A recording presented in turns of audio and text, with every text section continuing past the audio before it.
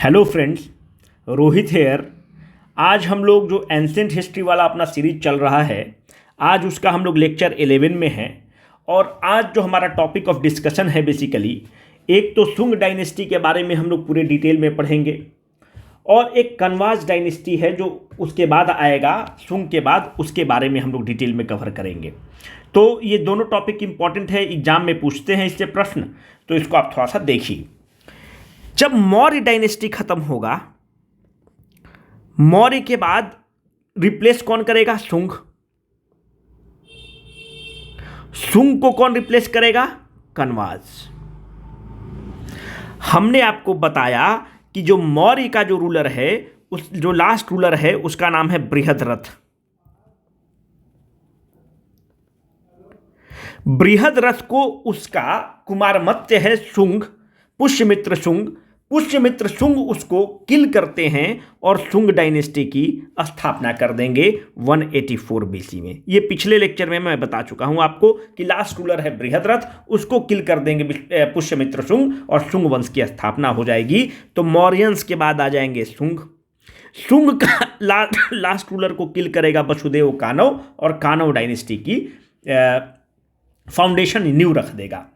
इस पूरे लेक्चर को आप सुने, और एक दो प्रश्न मैं देता हूं, इसको आप अटेम्प्ट करिए और कमेंट सेक्शन में इसका आप हमें उत्तर दीजिए। Choose the correct statement from the following. ध्यान से देखिए। Patanjali and Panini were the literary people during the reign of the Sungas. Manusmriti took the final shape during the Sungas. ठीक है, जो मनुवाद जिसका आप कहते हैं, तो इन दोनों स्टेटमेंट को आप ध्यान से देखें, उत्तर कमेंट बॉक्स में दें। इसका सही उत्तर हम लोग अपडेट कर देंगे कमेंट बॉक्स में। Now let us start with the Sunga dynasty. अगर आप सुंगा डायनेस्टी की बात करते हैं, तो सुंगा डायनेस्टी का जो फाउंडर है वो है पुष्यमित्र सुंग। 184 बीसी में मौर्य का जो अंतिम रूलर है बृहद्रथ, उसको किल करते हैं पुष्यमित्र सुंग और सुंग वंश की स्थापना कर देते हैं। It is a killing of the Brihadratha. अगर आपने मेरे अशोक वाले लेक्चर में पढ़ा होगा, तो हमने बताया कि ये जो स्तूपा है, इस स्तूपा का नाम है भरहुत स्तूपा। कहाँ पर है? मध्य प्रदेश में है। इसको बनाना स्टार्ट कौन करते हैं? अशोक। कंप्लीट कौन करता है? सुंगास। क्यों ये पिक्चर डाला गया है? ये पुष्यमित्र सिंह का फोटो है, बाद में इसको मैं रिलेट करूंगा। आपको एक चीज पता होना चाहिए कि भरहुत स्तूपा का जो कंप्लीशन है वो सुंग डायनेस्टी में होता है। जो सुंग डायनेस्टी के जो लोग हैं, जो रूलर्स हैं, इनके एंसेस्टर्स कहाँ के हैं? इनके एंसेस्टर्स उज्जैन के हैं। उज्जैन कहाँ है? प्रेजेंट डे मध्य प्रदेश में है। उज्जैन उस समय अवंती वाला बेल्ट है, अवंती वाला महाजनपद है। अवंती वाला महाजनपद मगध का पार्ट बन चुका है, उसको एनेक्स किया जा चुका है। सुंग डायनेस्टी में अगर आप कैपिटल देखेंगे, तो पहला कैपिटल है पाटलिपुत्र, पटना, और जो सेकंड कैपिटल है वो है विदिशा। अब आपको समझ में आया विदिशा कहाँ है? मध्य प्रदेश में। ये वही विदिशा जगह है जहां से हम लोग की पूर्व फॉरेन मिनिस्टर सुषमा स्वराज जीतती थी चुनाव। ठीक है, विदिशा से ही कंस्टिट्यूएंसी से वो चुनाव जीतती थी। क्यों मध्य प्रदेश में कैपिटल बनाता है सुंगास? मध्य प्रदेश में इसलिए कैपिटल बनाता है क्योंकि हमने आपको पहले बता रखा है कि इनके एंसेस्टर्स जो पूर्वज हैं, ये उज्जैन के हैं, मध्य प्रदेश के हैं। तो पहला कैपिटल पाटलिपुत्र रहता है, दूसरा कैपिटल विदिशा मध्य प्रदेश में रहता है। चूंकि इसके बहुत ही भावनात्मक लगाव हैं अपने एंसेस्टर से, एंसेस्ट्रल जगह से, तो विदिशा का जो गवर्नर या कुमारमत्या आप कहिए, जो इंपॉर्टेंट होता है उसको कुमारमत्याज बोलते थे, या प्रेजेंट में गवर्नर जो है, अपने बेटा को बनाता है पुष्यमित्र सुंग, और अब उसका बेटा का नाम है अग्निमित्र। अग्निमित्र सुंग, इसको इंचार्ज बनाया जाता है, इसको प्रभारी बनाया जाता है विदिशा का। अब आप देखिए कि जो नेचर ऑफ स्टेट कैसा है। जो नेचर ऑफ स्टेट का अगर आपसे जिक्र है, तो जो नेचर ऑफ स्टेट है वो है ब्रह्मैनिकल स्टेट। कहने का मतलब है कि जो ऐसा जो सुंग डायनेस्टी है, the first Brahmins to rule India. पहले ब्राह्मण हैं जो इंडिया को रूल कर रहे हैं। अगर आप मौर्य के समय देखें तो मौर्य सब क्या हो गया, अशोक के बाद आप देखिए कि बुद्धिज्म को फॉलो कर रहा है, पर जो पृष्ठ है वो बहुत नाराज हो रहा है, देख रहा है कि जो हमारा वैदिक ट्रेडिशन है उसको फॉलो नहीं किया जा रहा है और बुद्धिज्म को बढ़ावा चढ़ावा दिया जा रहा है। तो जो प्रिस्टली क्लास है, जो कि ब्राह्मण क्लास है, वो नाराज होता है और अंततोगत्वा आप पाते हैं कि जो ब्राह्मण का जो साम्राज्य का स्थापना सुंग डायनेस्टी से होता है और सुंग जो हैं वो ब्राह्मण्स हैं। आपको बाद में पता चलेगा कि दूसरे ब्राह्मण स्टेट जो वसुदेव कानव हैं ये भी ब्राह्मण हैं। बाद में आप देखें कि जो वसुदेव कानव को सतवाहन हराएंगे, जिसको आप आंध्राज बोलते हैं, ये भी ब्राह्मण हैं। तो जो पहला ब्राह्मणिकल स्टेट का जो स्थापना हुआ, ये पूछा जाता है खूब प्रश्न भर भर के, जो पहला ब्राह्मणिकल स्टेट है, जो पहला ब्राह्मणिकल डायनेस्टी है, वो है पुष्यमित्र सुंग वाला सुंग डायनेस्टी है। अब आपसे एक प्रश्न, ये कभी जब भी आप किताब में पढ़ते होंगे कि जो सुंग डायनेस्टी है इसकी क्या है, इसको बुद्धिज्म से अदावत है, इसको बुद्धिज्म से अदावत है। क्यों? बुद्धिज्म को ये अपना थ्रेट मानता है। आप देखते हैं कि अशोक वगैरह बुद्धिज्म को बढ़ावा दे रहा है और ये जो हिंदू हैं, जो ब्राह्मण्स हैं, इनको बुद्धिज्म से थ्रेट लगता है। और आप ये देखते हैं कुछ किताब ये कहते हैं कि इस सुंग डायनेस्टी के समय बहुत सारे स्तूपाज को डिस्ट्रॉय किया गया है। पर कुछ हिस्टोरियन का कहना है कि ऐसा बिल्कुल नहीं है। स्टेट ब्राह्मणिकल जरूर रहा है पर इनके टॉलरेंस की कमी नहीं रही है। रिलीजियस टॉलरेंस इन योद्धाओं में रही है, इस डायनेस्टी में रिलीजियस टॉलरेंस रही है। अगर वो स्तूपाज को डिस्ट्रॉय किए होते तो भरहुत का स्तूपा जो अशोक ने बनवा रखा था वो कंप्लीट नहीं था। इस भरहुत के स्तूपा का कंप्लीशन सुंग डायनेस्टी के रूलर्स नहीं कराए होते। तो मैंने दोनों विचार रख दिया। एक विचार ये है कि ब्राह्मण्स हैं और बुद्ध से जो ब्राह्मण्स हैं और बुद्धिज्म को थ्रेट मानते हैं, इसलिए स्तूपाज वगैरह को डिस्ट्रॉय करते हैं, चैत्याज को डिस्ट्रॉय करते हैं। पर सेकेंड स्कूल ऑफ थॉट ये कहता है कि ऐसा बिल्कुल भी नहीं है। रिलीजियस टॉलरेंस है, रिलीजियस टॉलरेंस है, इसलिए भरहुत स्तूपा का कंप्लीशन इन्हीं के पीरियड में होता है। अब देखिए which were the two important attacks that happen during the Sunga dynasty. दो मेजर अटैक होते हैं और ये क्वेश्चन आपसे एग्जाम में पूछा जाता है। एक जो अटैक के बारे में जिक्र होगा, अगर हम आपसे पूछा जाए कि अटैक हुआ है कि नहीं, तो आपके जहन में प्रश्न उठेगा कि पता नहीं हुआ है कि नहीं, आपका सोर्स क्या है। तो एक जो है हाथी गुफा इंस्क्रिप्शन जो है उड़ीसा में, वहाँ से हमको एविडेंस मिलता है कि अटैक मगध पर हुआ है जब सुंग डायनेस्टी के रूलर रूल कर रहे थे। दूसरा एक टेक्स्ट है गार्गी संहिता, वहाँ पे भी हमको एविडेंस मिलता है कि जब सुंग डायनेस्टी मगध पर रूल कर रहे थे, भारत पर रूल कर रहे थे, तो अटैक होता है। गार्गी संहिता हमको एविडेंस ये देता है कि यूनानी लोग, यूनानी को इंग्लिश में क्या बोलते हैं, Greek, attacked India When the Pushyamitra सुंग और द सुंगाज वे रूलिंग। तो गार्गी संहिता कहता है कि यूनानी अटैक करते हैं। और वो कौन रूलर अटैक करता है यूनान का? उसका नाम है डिमेट्रियस। डिमेट्रियस भारत पर अटैक करता है सुंग डायनेस्टी के समय। अब आप देखिए कि खारवेल किंग जो हैं,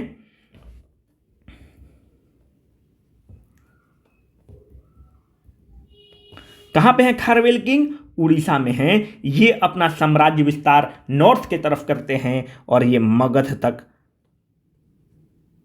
अटैक कर रहे हैं मगध पर। आप देखेंगे कि ये जो कलिंग वार के समय अशोक तो पूरा एनेक्स कर लेता है, एक छत्र राज कर लेता है, पर मौर्य इतना पावरफुल सुंगाज नहीं हैं। सुंगाज कमजोर होने लगते हैं। जब सुंगाज कमजोर होने लगते हैं तो हाथी गुफा इंस्क्रिप्शन हमको ये एविडेंस दे रहा है कि जो लोकल रूलर्स हैं ये विरोध करते हैं और ये अटैक करना स्टार्ट कर देते हैं। इसीलिए कहा जाता है कि मौर्य वंश के बाद जितने भी डायनेस्टी आए, सुंग आए, कानव आए, जितने डायनेस्टी आए, ये कमज़ोर रहे और छोटे छोटे रिवोल्ट होना स्टार्ट हो जाते हैं। बाद में फिर आप देखेंगे कि गुप्त काल आएगा, तब फिर जाके इसको कंसोलिडेट किया जाएगा। ठीक है, तो कहने का मतलब है कि मगध पर दो मेजर अटैक होते हैं, एक यूनान से होता है और खारवेल से होता है, उड़ीसा के राजा खारवेला किंग से होता है। अब आप देखिए एक हमेशा चीज जिक्र आएगा अगर आप बुक्स पढ़ें तो अश्वमेध यज्ञ की बात होती है। आप अश्वमेध यज्ञ जब गुप्त डायनेस्टी पढ़ेंगे उस समय भी खूब आपको आएगा समुद्रगुप्त के लिए। अश्वमेध यज्ञ होता क्या है? ये एक घोड़ा है, ये मेरा एरिया है, राजा यहाँ से एक घोड़ा को चलाएगा और बोलेगा कि यहाँ पे जाइए। ये घोड़ा जहाँ तक भागते जाएगा भागते जाएगा भागते जाएगा, उस एरिया को माना जाता है कि मेरा है। अगर मानते हैं यहाँ पर एक रूलर है, इस रूलर ने इस घोड़ा को रोक दिया, जब इस घोड़े को रोक दिया तो कहा जाता है कि ये रूलर आपके ऑथोरिटी को चैलेंज कर रहा है।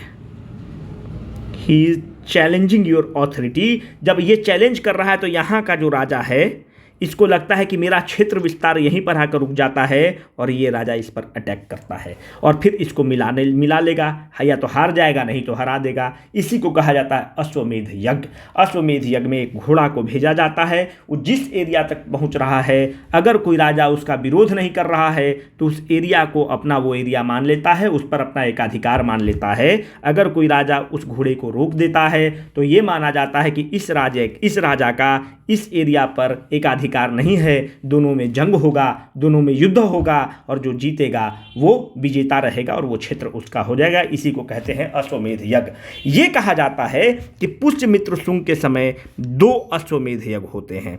एक फैक्ट है जो आप ध्यान रखिएगा, 2 अश्वमेध यज्ञ करता है, मतलब 2 बार घोड़ा को भेजता है और अपना देखता है कि मेरा एरिया ऑफ इन्फ्लुएंस क्या है, where is my sphere of influence,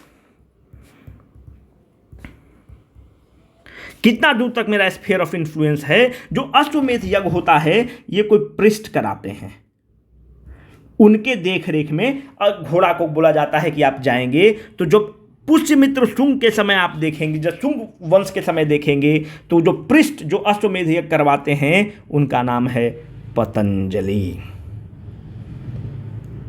याद रखिए कि पतंजलि क्या है, पतंजलि ग्रामेरियन है। पतंजलि की किताब क्या है, महाभाष्य है। जो आजकल आप देखते होंगे कि बाबा पतंजलि चलाते हैं, रामदेव बाबा, तो ये योग सूत्र भी लिखते हैं, पर योगा गुरु से बहुत बड़े ये ग्रामेरियन हैं। योगा गुरु कम हैं, ग्रामेरियन बहुत बड़े हैं। और आप याद रखिएगा कि ही इज कंटेम्पररी टू शुंगास। ठीक है, इन्हीं के समय में है। तो शुंगास का समय कितना है, 184 बीसी से 149 बीसी के आसपास। डेट पर बहुत ध्यान मत दीजिएगा, 184 बीसी याद रखिएगा। तो ये आपको पता होना चाहिए कि पतंजलि जो हैं कंटेम्पररी किसके हैं, शुंग डायनेस्टी के कंटेम्पररी हैं। तो नंबर ऑफ अश्वमेध यज्ञ विच वाज डन, भर लीजिए 2। अब आपसे हम पूछेंगे कि जो अश्वमेध यज्ञ का आपने जिक्र किया, मैं आपको हमेशा बताता हूं कि हिस्ट्री बिना सोर्स का अधूरा है। आपको हमेशा पूछना है कि आपका सोर्स क्या है। अब मैंने आपको बताया कि 2 अश्वमेध यज्ञ होता है, तो आपका काम यह है कि आप पूछेंगे कि आपके पास सोर्स क्या है। अयोध्या में इंस्क्रिप्शंस मिलते हैं,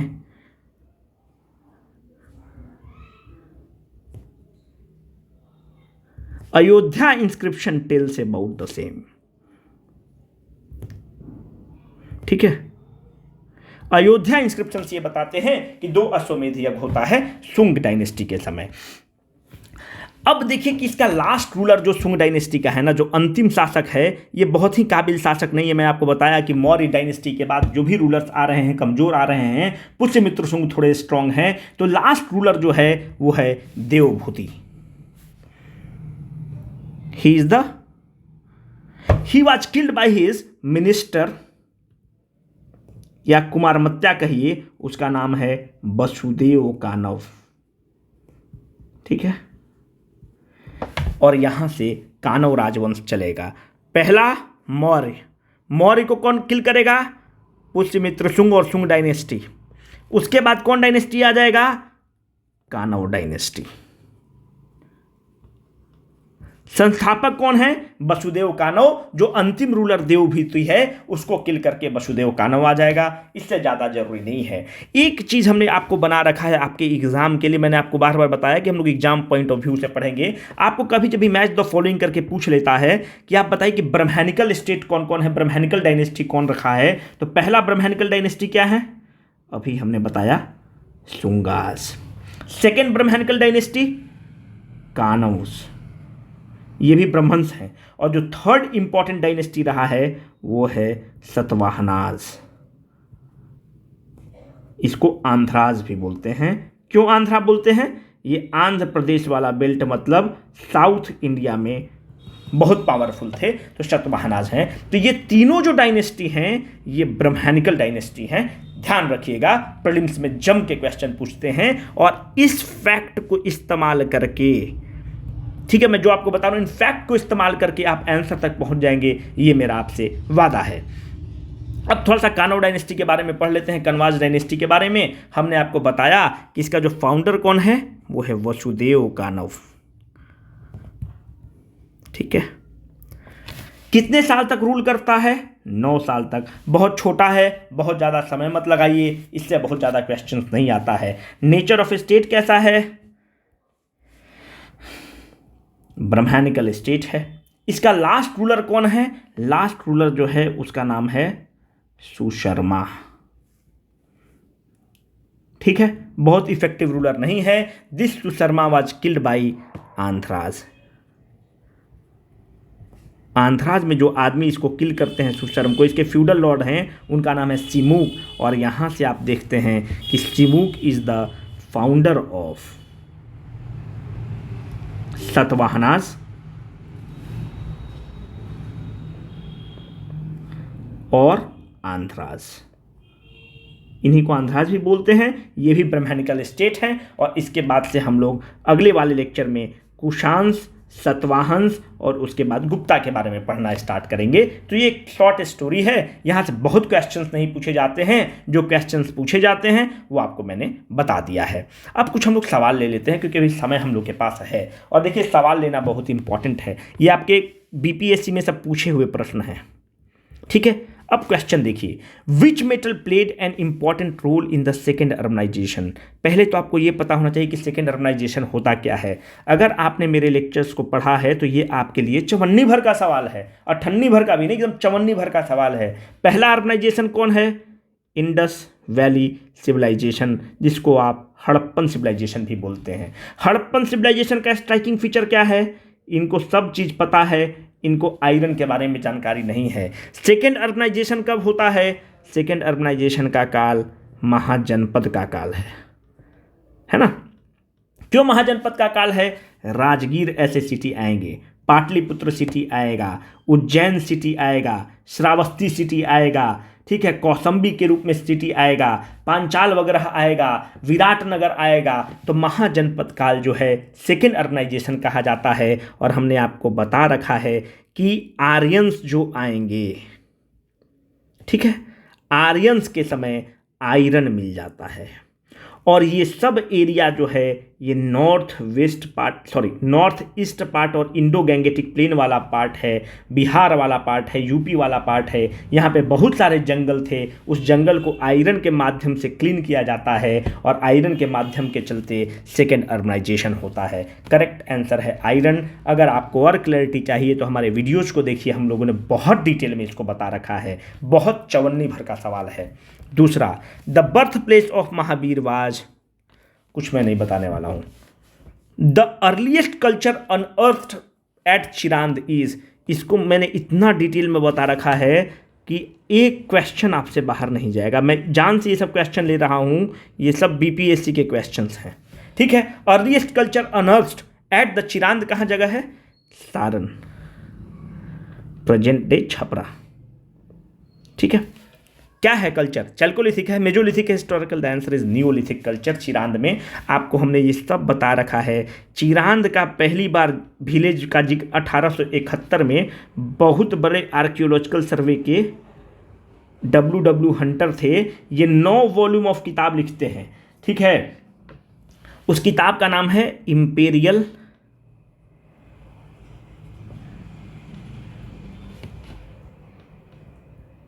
गैजेटियर ऑफ इंडिया। किसका बुक है? W हंटर का। उसमें चिरांद का जिक्र है। और चिरांद आप याद रखिए कि चिरांद में आपको क्या मिला है? कुषाण समय का, कुछ किताब कहेगा 82, कुछ कहेगा 80, इसका होर्ड ऑफ क्वाइंस मिला है।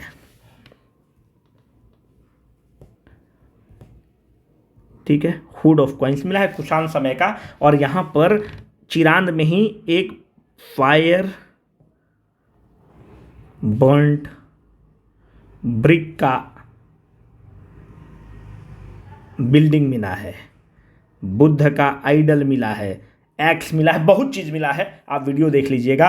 इसका करेक्ट आंसर नियोलिथिक है। बस मैं दिखाने की कोशिश कर रहा हूँ कि जो हम लोगों ने पढ़ाया है, तो जो बच्चों ने इन वीडियो को किया है उनके लिए ये सब चवन्नी भर का सवाल है। बस मेरे दिखाने की कोशिश ये है। एक क्वेश्चन ये है कि which one of the following mahajanapada is not a part of the India. ये भी बीपीएससी का क्वेश्चन है यार। ये सब क्वेश्चन सब बहुत इजी है। अगर आप ध्यान से अगर वीडियो किए हैं ना, तो कुछ भी आपके लिए सवाल नहीं है।